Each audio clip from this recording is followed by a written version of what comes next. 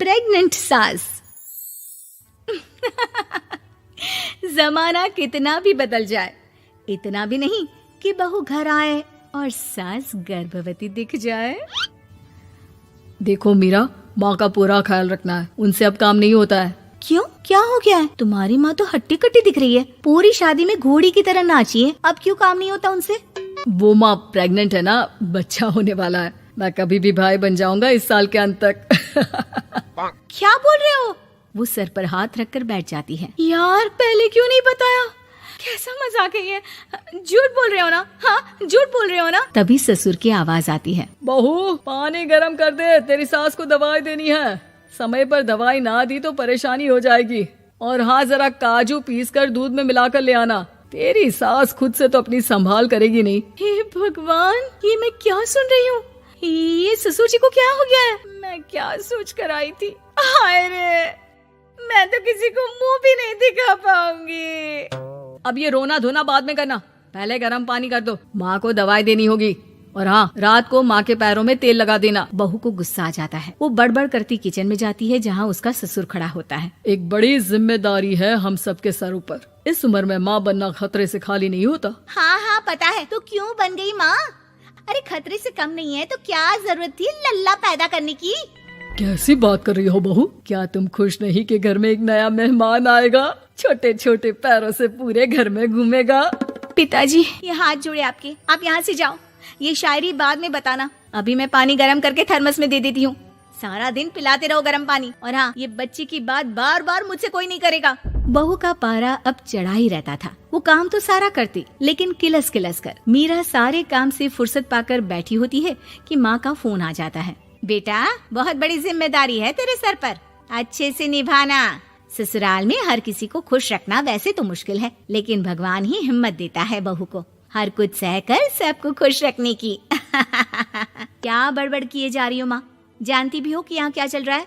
मेरी सास, अरे तेरी सास तो देवी है देवी। कितने खुश हो रहे थे सारे तेरी सूरत देख देख कर। पता नहीं जैसे बहू नहीं कोई मन मांगी मुराद मिल गई हो उन लोगों को। अरे बात तो पूरी सुनो। मन मांगी बुरा तो पूरी हुई है। अरे मेरी सास को बच्चा होने वाला है, प्रेग्नेंट है वो। क्या बकवास कर रही है मीरा? ये बात किसी को कहना मत। मुझे तो बता दिया, लेकिन अब अपनी जबान सिल ले। कहाँ है तेरी सास? बात तो करा मेरी। पूछू जरा, पोता पोती खिलाने की उम्र में खुद का बच्चा खिलाने का शौक कहाँ से आ गया? और आया भी तो बताना तो चाहिए था। अब क्या नाक कटाने के लिए हम लोगों से रिश्ता जोड़ा है?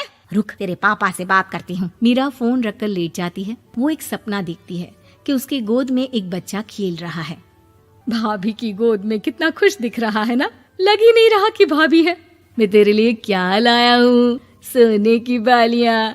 तेरी शादी में तो मैं बुढ़ा हो जाऊंगा ना। अरे कैसी बात कर रहा है बेटा, इसकी जिम्मेदारी तो तू ही लेगा। हम लोगों का तो कोई भरोसा नहीं, कब ऊपर वाला उठा ले। बहू को सास को देख देख कर गुस्सा आ रहा था। तभी वहाँ पड़ोसन आ जाती है। अरे बहू, तुझसे तो पूछने से भी डर लगता है कि कब खुशखबरी सुना रही है। अब तो अपनी 1 महीने की ननद की ही जिम्मेदारी संभाल ले, बहुत है। अपने जेवर भी रख देना और पैसे भी जमा करना शुरू कर दे। वो बात आगे बढ़ाती उससे पहले ही बहू जोर से चिल्लाकर उठ जाती है। नहीं नहीं नहीं नहीं, मैं अपने जेवर किसी को नहीं दूंगी। अरे कौन ले रहा है तुम्हारे जेवर? तुम औरतें भी ना सपने में भी जेवर ही संभालती रहती हो। मैंने जो सपना देखा है ना, सुनोगे तो होश उड़ जाएंगे। अच्छा, तुम अपना सपना बाद में बताना, पहले मेरा सुनो। कल मैंने इतना अच्छा सपना देखा, इतना अच्छा सपना देखा कि अगर वो पूरा हो जाता है ना तो मैं तुम्हारे लिए रानी हार बनवा दूंगा। बहू अब सारे गम भूलकर पति का सपना सुनने में लग जाती है। अरे क्या सपना था बताइए ना, बोलिए भी तो, क्या सपना है? मैं पूरा कर दूंगी अगर बात रानी हार की है तो। बोलिए बोलिए। मैंने रात को सपना देखा कि माँ को बेटी हुई है और मुझे बहन। सच्ची, इस घर में बेटी हो जाए तो मैं तो झूम ही उठूं। मीरा का मुंह बन जाता है। वो चुप हो जाती है और सपने की बात याद करती है कि बेटी हुई तो उसे ही अपने गहने उसे देने होंगे। फिर तो रानी हार की जरूरत पड़ेगी ही। भाई लड़की बड़ी होगी, उसकी शादी होगी तो जेवर तो चढ़ाने ही होंगे ना, कहाँ से आएंगे वो? कितने समझदार हो तुम मीरा। मैंने भी यही सोचकर तुम्हारे लिए रानी हार लेने का सोचा था। अरे फूटी किस्मत मेरी जो ऐसा परिवार मिला। मेरे पापा की तो मैं अभी क्लास लगाती हूँ, जो सब जानते हुए भी ऐसे परिवार में मेरी शादी कर दी।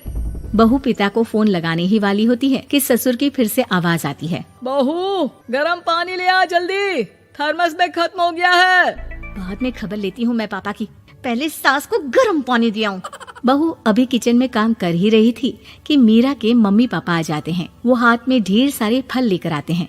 मीरा के पिता मीरा के ससुर से कहते हैं, लीजिए भाई साहब, ये फल रखिए, बहन जी को खिला दीजिएगा। वैसे कैसी है उनकी तबीयत? बस पता तो है आपको, ऐसे वक्त में जो होता है बस वही सब। मुझे तो सुनकर बहुत गुस्सा आया था, लेकिन चलिए, भाग्य में जो है लिखा उसे कौन टाल सकता है। डॉक्टर को दिखाए? हाँ, बस डॉक्टर आने ही वाला है। अच्छा हुआ आप लोग भी आ गए। उतने में एक सुंदर सी लेडी डॉक्टर आती है। पेशेंट कौन है आप? अरे नहीं जी, मैं तो बहू हूँ इस घर की। मैं तो अभी सोच भी नहीं सकती पोता या पोती के बारे में। अभी तो मेरी सास ही। अरे चुप हो जाना, देख तो ले, डॉक्टर है ये, किसी के भी सामने गुस्सा फोड़ देती है। डॉक्टर कमरे में जाती है और थोड़ी देर बाद बाहर आ जाती है। पीछे से सास भी निकल आती है। हे भगवान, इतना दुख तो किसी को भी ना दे जितना मुझे दिया है। देखिए बहन जी, आप लोगों को तो ये सोचना भी नहीं चाहिए था। वही तो मैं भी